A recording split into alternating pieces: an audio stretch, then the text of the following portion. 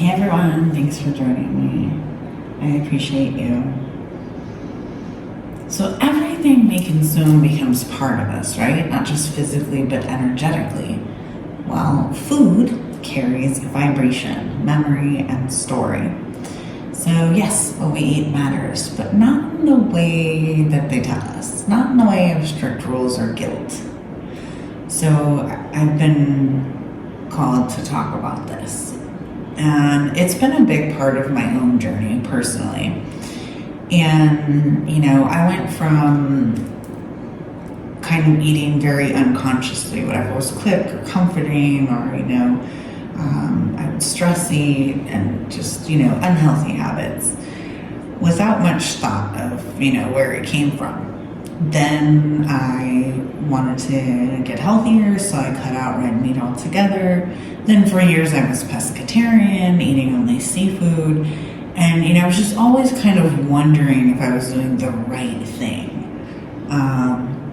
Whether that be physically, spiritually, was this healthier?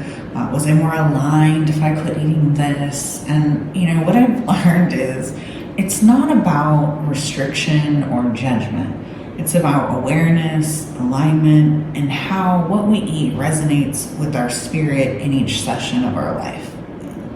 Or season of our life, I meant to say, but session came out, so that means something to some. So, of course we know every being, right, plants, animals, even water, holds life force, energy. When we eat, we're not just eating nutrients, we're absorbing vibration. Okay, so a tomato pulled fresh from the vine carries light and vitality. A factory farm chicken carries fear and suffering. So that becomes part of our system. Now, not all life has the same level of awareness. I talked about this in one of my other videos. Feel free to check that out, where I go into more detail about that. But a carrot, a clam, and a cow are not vibrating the same, right? So some beings are deeply emotional and self-aware, like mammals, like humans, right? Others, like shellfish, carry less of that personal awareness. The depth of their consciousness shifts the energetic weight of consuming them, if that makes sense. So it's not only about what we eat, but how we eat it as well. Eating in gratitude, blessing our food, and honoring its sacrifice creates harmony. Eating unconsciously, grabbing fast food, ignoring life that was taken, it all adds density. So intention purifies the exchange. And, some cultures honor cows, others protect dogs and cats, right? Some eat fish, others avoid it. The patterns kind of reflect an intuitive recognition of consciousness. It's not random. It's frequency, resonance, and of course, cultural relationship with that being. So,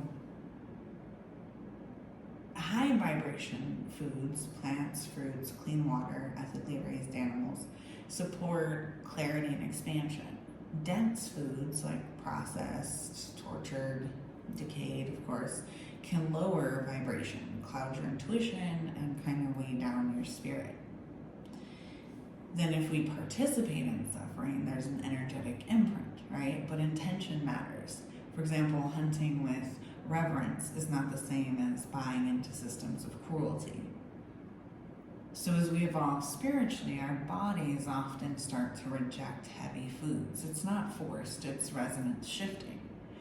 For example, a lot of mystics naturally lean towards lighter foods because their energy demands it.